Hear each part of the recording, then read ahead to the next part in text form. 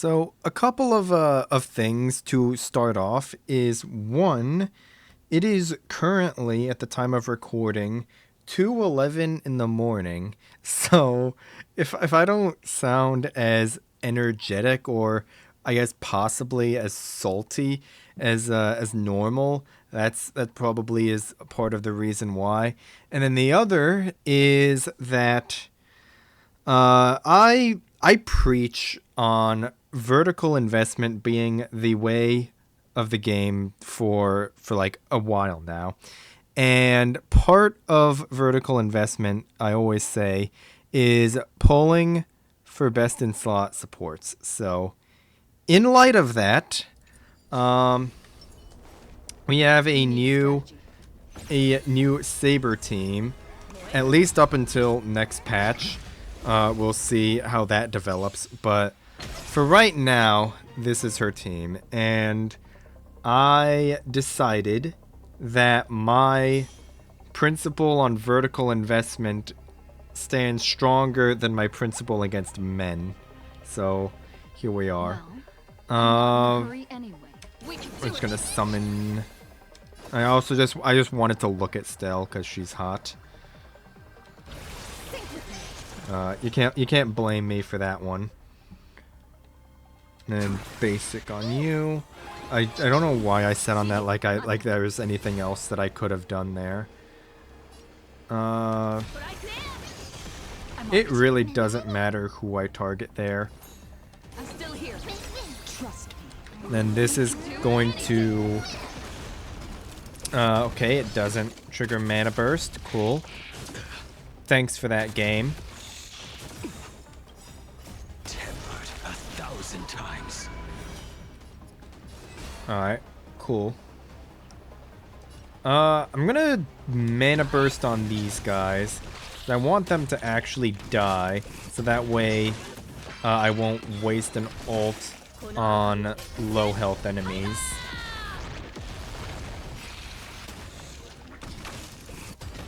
There we go.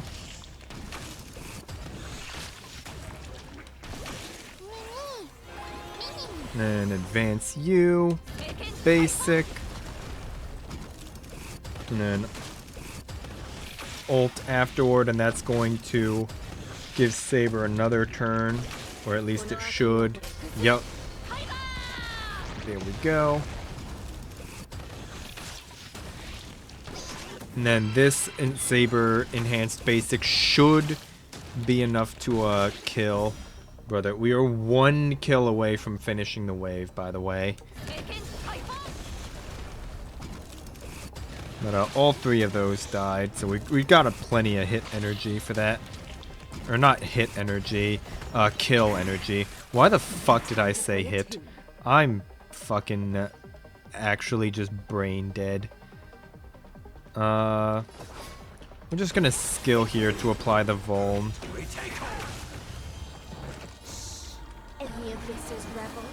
And then this is gonna mana burst. I don't think we're going to be able to charge Mem up in time for another advance from Mem, so we're gonna have to just ult right off this turn. And boom, 17 million, cool. Now here's the RNG heavy part of the stage, is relying on these motherfuckers right here to put the strong reverberation on the enemies, cause this fucking piece of shit right here likes to do this thing called committing die, which is really annoying in sustainless runs. So I am relying a bit on these guys to put reverberation on enemies, which means I'm gonna be targeting down these guys. Why the fuck did I do that? I'm actually just throwing the game on purpose. Alright, cool. That's cool.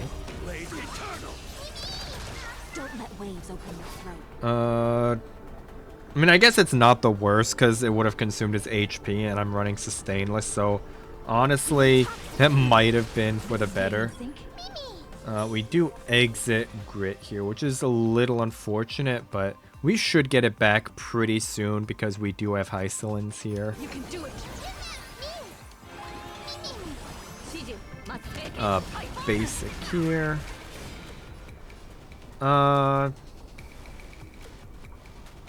Do I trust Blade to kill one of these guys? Actually, we're gonna do this. Return from death 1,000-fold. And then hopefully, in an ideal world, these two will die, and then I can hopefully try and get the reverberation effect. Okay, there we go.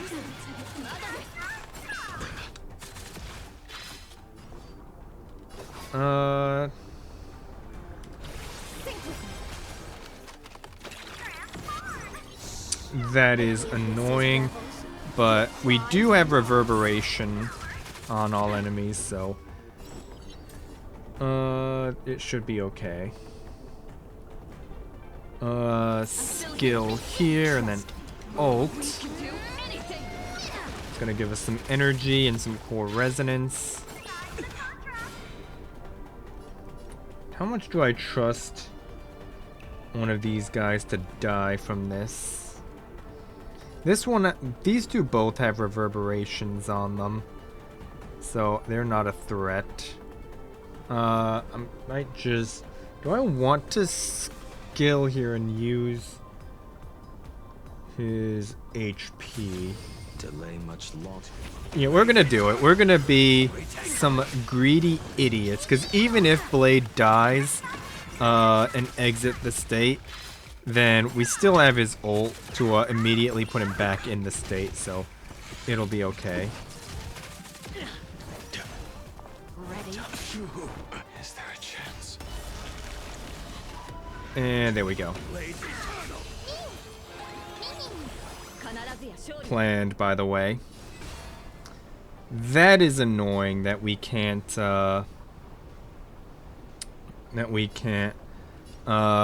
kill both of these in the same skill. But we can try and kill this guy here, and then this guy will hopefully die to the blast.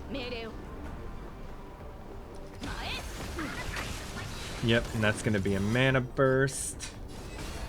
And then this side guy is going to die to the blast here. And then we ult. And then we just one-shot the enemy. And... death. 28.9 million, by the way. It's pretty strong. And... only 19 mil that time. Huh. Okay, that's interesting. I don't know. I honestly don't know where exactly that that almost 10 million difference comes from, except maybe maybe some weird bounce behavior where some of them got wasted on targets that didn't have vuln. I think on the first ult, what might have happened is that like all of the side enemies died to the initial AoE, so all the bounces hit Kafka, who had the vulnerability, so it did more damage because of that. Or maybe I just missed like 4 or 5 crits with a 99.7% crit rate. Who the fuck knows? But whatever. Kafka's dead, because fuck that stupid bitch. She fucking deserves it. Next up is Node 1, which is ironically one of the easier ones.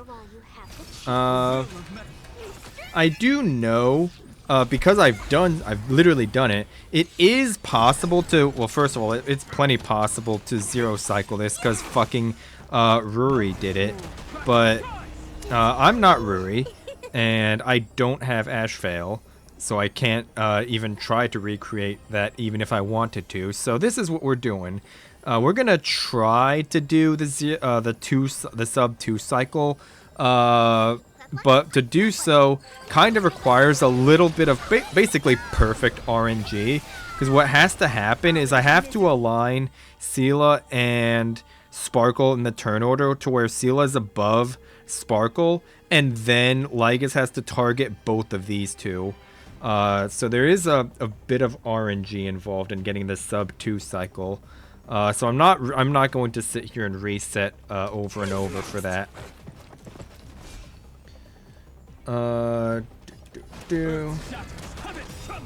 We're just going to go for the 40k, and if we do happen to get the sub 2, that's neat.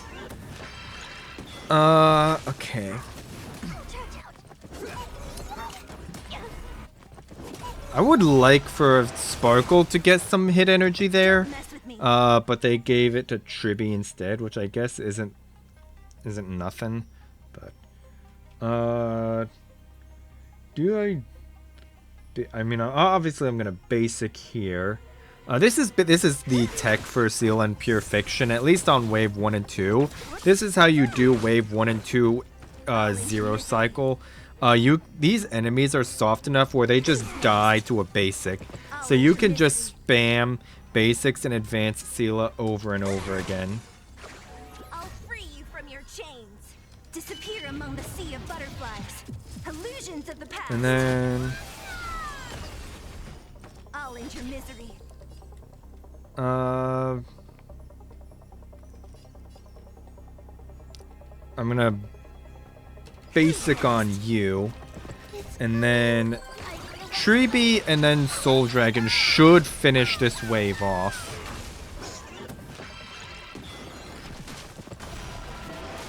Yeah, here we go. The game is on.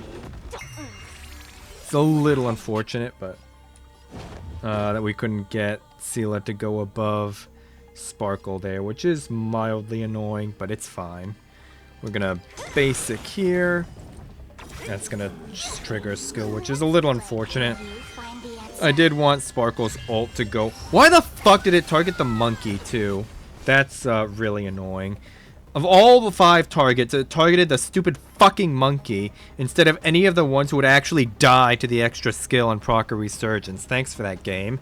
Thanks for targeting the chonkiest fucking ass on the field instead of anyone that would actually fucking die. Anyway.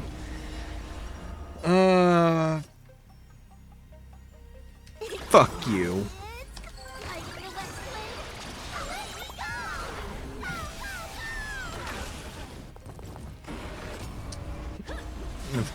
And of course that came the fucking turn after Soul Dragon went.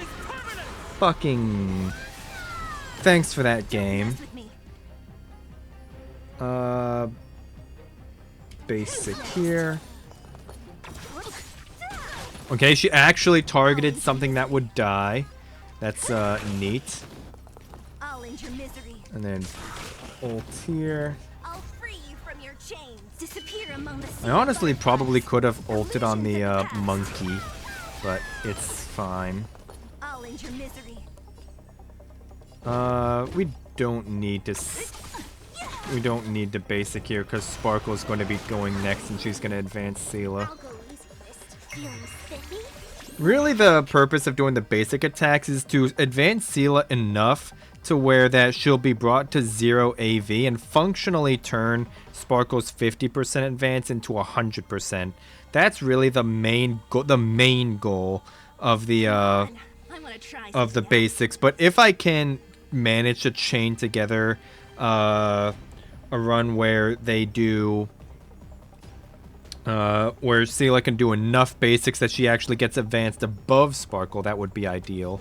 But I honestly could just double skill on the monkey. Do I want... no, I want to advance Seela.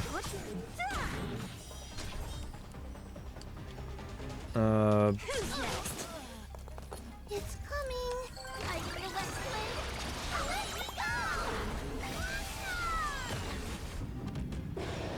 Brother. My purpose is to protect. Brother. I'll free you from your chains. butterflies. That's Illusions of some the past. bullshit. I honestly should have just let Soul Dragon be the one to finish that off, but it's fine. If I misplay, I can just blame it on it being fucking almost 2:30 in the morning. Okay. Okay, I'm tired of listening to this. Turn that shit down. I fucking hate that music. It's actually just dog shit. Okay. There, and then... This guy's broken, so he can take a little bit of increased damage.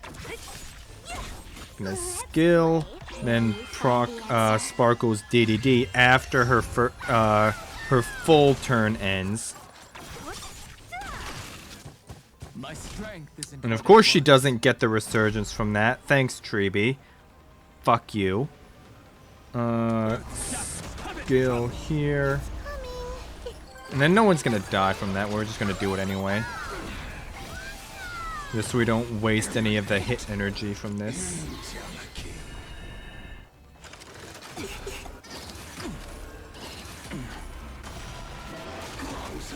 Really? You're not even going to fucking give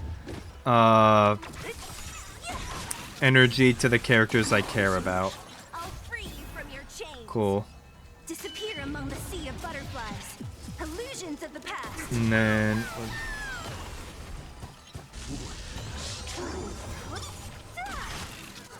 I'll end your misery. and then we're gonna basic here. And then just make sure that Seela is going to be above Sparkle, so that way, ideally, Lygus will target both Seela and Sparkle with Antimony Come on. and advance I them wanna try both. So then Seela will be advanced to the top, and then it would be Seela and then Sparkle instead of the other way around, and both of them will have their ults. That's how you can do this in sub 2 cycles, unless you misplay like a motherfucker like I did. I'll endure. That's not ideal, but at very least it targeted one of the characters that I wanted. I'll free you from your chains. Disappear among ult the on sea of you. butterflies. Illusions of the past. And then Seela's already at 0 AV, so I can just skill here. And then ult with Treeby. If I switch to DDD on Treeby, that might help get a sub 2 cycle a little bit more consistently. But I'm not going to do that, because her S1 is really fucking good. Just to make sure that I proc Resurgence, I'm going to use a skill there. And this is going to be another Resurgence. I'll end your misery. And then basic on you. And then basic on you again. Cool. I think if we targeted, if he targeted Seal and Sparkle there, we possibly could have gotten the sub 2 cycle, but it's not going to happen here. Unfortunate, but it is what it is. Obey this order. I should have held on to the ults there, but it's fine.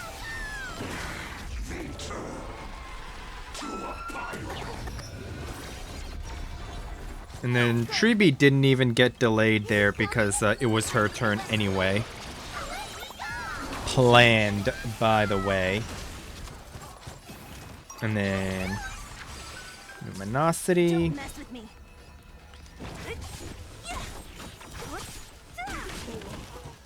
I'll end your misery. Basic on you. Get your ult. Disappear among the sea of butterflies. Illusions of the past.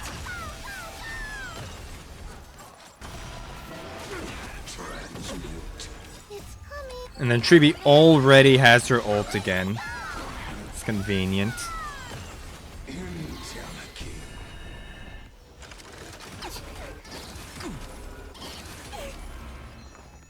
And then bring you up.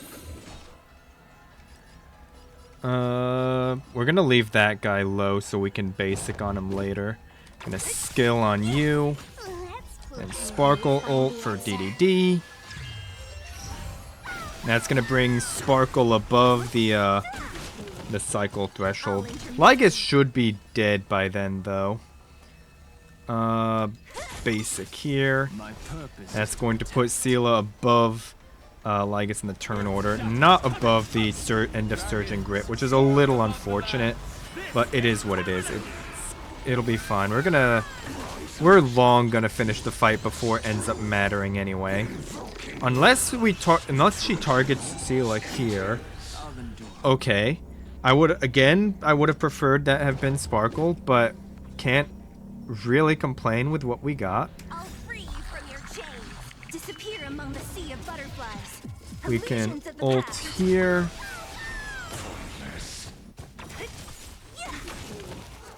I'll enter misery. And then we can just spam skills here for energy because Seela's turn is next anyway. So we can gain some more energy. And then do I want Soul Dragon? Okay, I'm going to hit the ults here just to try and oh, never mind. He's on 1%. He's just gonna fucking die anyway. Never mind. Disregard everything that he everything. Jeez. I fucking choked on spit there. 1% by the way. Okay. That works. Moving on. There is only one stage left, and I mean, do I even really need to say anything? Like, come on. Cocolia technically has 60% ice res, but who the fuck actually cares?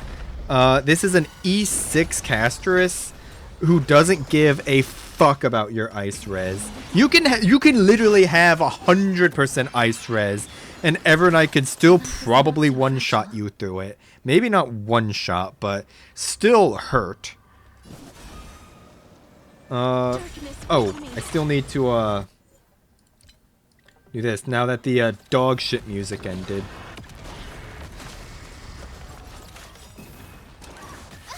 Don't worry. And then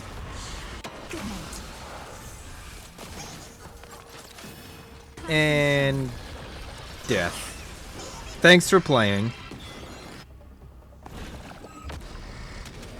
I don't think we're gonna one-shot here because we don't have all of our buffs active yet. We don't even have Hyacinth's buffs or an Evernight skill yet. Although Evernight's skill does happen from her technique, so it's fine.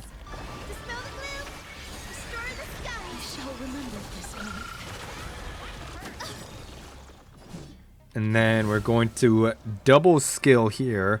Okay, so this is something you have to be a little bit careful of if you're playing this team. If you have a full... Okay, first of all, this only applies to E2 cast and above. But if you have a full ult gauge and her turn's about to come up, don't hit her ult yet. Instead, wait for her turn to start like this, and then skill, then ult. Even though that wastes a little bit of potential charge, what ends up happening is you skill once, that dings Evernight, she gains Memoria, then you ult, advance Cassie to the front of the turn order, and then you skill again, and that's more Memoria for Evernight. So you get double skills worth of stack generation for Evernight doing it like that. And I think this guy's gonna die before the dragon can detonate, which is unfortunate. I would rather have that not happened like that. But it is what it is. Again, And then target down Cocolia.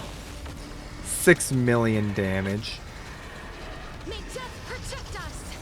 This is, ironically, this is actually, despite being the lowest HP stage, this is actually like one of the more annoying ones. Because Coco has 60% ice res, which doesn't actually matter as much because Evernight has 20% res pen. But these motherfuckers right here have the safeguard effect where it's like Apoc Shadow where they take less damage. Like I think it's like either 30 or it's 50% reduced final damage, as in like, so it's not damage percent reduction, it is a final damage nerf, and the difference is the former would be like just like minus 50% damage. Is like a minus it's an additive negative damage percent multiplier. The final damage nerf, what it does is it takes the number that would be in the corner and then does 50% or 30% reduction of whatever this final number would have been. So it doesn't matter how hard you hit, because that final damage is what's getting nerfed, not like an additive damage percent in the negative direction. So these motherfuckers are really fucking annoying. And then there's these motherfuckers who turn invisible, which is also quite irritating. All energized. Memories waiting to be woken up by a shooting star. Remember me with love. And then Life and boom. sprout new buds. And Need time. Watch over the Evernight. and then we're gonna summon Evie and do some damage. Night falls. Good night. May And then this is going to ding both Evernight and Evie for Memoria stacks while charging up Cassie's dragon. And then we're going to ding them again from the skill. And then she's going to get more from Pollux acting. And then if by some miracle of God Cocolia doesn't die from this, yeah, she died, then Evie would have nuked her off the face of the planet anyway. So that's pure fiction. A pushover as usual. And just to quickly run over builds, it's pretty much the same thing. We're just going to speed run this. Light Cone, Best in Slot Relics, Sacrados and Lushaka, 214 DDD, 155. It's 160 effectively because of DDD. Dipped is a basic bitch build. He doesn't have to do anything except not die or allow the team to not die. Everything else is irrelevant. Treeby, this is like 99% crit rate in, or it's like 98.2% crit rate in combat, so that's fine. Plus it's more from this absolutely insanely strong Light Cone. 48% team-wide crit damage steroid, by the way. People who say DDD is better than this are genuinely fucking insane. You can make a case for DDD if you're like trying to zero cycle or something, or you just straight up don't have her sig, but her sig is just straight up better, and if you disagree, then you're wrong. Cassie is, of course, E6, has her signature. Same thing with Evernight. I love this art, by the way. E2 right here, and then signature Light Cone. And Cyrene is E0 at the moment, but her banner is like literally in like less than a day from time of recording. And then Saber is the usual 100% crit rate, or technically 99.7, but yeah, there you go. 170 speed, 229 Hyacinth signature, E6 on Saber and on Stell. Blade has the Battle Pass Light Cone, and I'm running a kind of a meh build on him. He's built as a support, mainly to be a support because of his passive effects, but I also I'm not farming his best in slot pieces. I just threw like scraps of whatever I had onto him and called it a day. And he's it's like a semi DPS build, but not really. He just is more an acting support who happens to have a little bit of personal damage more than anything. And then Hysolins is just purely built to be support. So yeah, that is that's it. Pure Fiction's easy, by the way.